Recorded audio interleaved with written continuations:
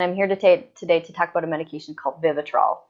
Vivitrol is a long-acting medication that you get once a month. It's injected once a month, and it's used to treat two disorders. It can be used to treat opiate addiction or opioid addiction, so addiction to pain pills or heroin. It can also be used to treat alcohol addiction. So I'm going to talk about using it to treat opiate addiction first. So what naltrexone is, which is the active ingredient in Vivitrol, is it's a blocker of the opioid receptor in your brain. So it attaches onto the opiate receptor and it blocks anything else from attaching onto that receptor and therefore activating the reward system. So when you're using it to treat opiate addiction, you stop using opioids and then you take the Vivitrol, and the Vivitrol attaches onto those receptors, and it just basically blocks anything else. So basically you don't use any heroin or other opioids because you know you can't. You know you won't get high.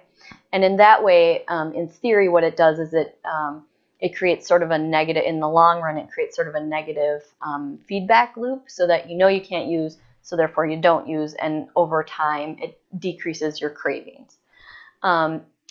When you're using Vivitrol to treat opiate addiction, the danger is, well, there are several dangers. One is that if you have used opiates within, say, 7 to 10 days, the risk is that if you start injectable naltrexone or Vivitrol, that you'll go into withdrawal. So it will displace the opiates on the receptor and put you into withdrawal. So basically you have to be all through withdrawal before you start it, okay? The other risk is that in the very beginning, when you're trying to treat opiate addiction, your cravings are very, very strong. So if you're just blocking the receptor, you're not really doing anything for those cravings.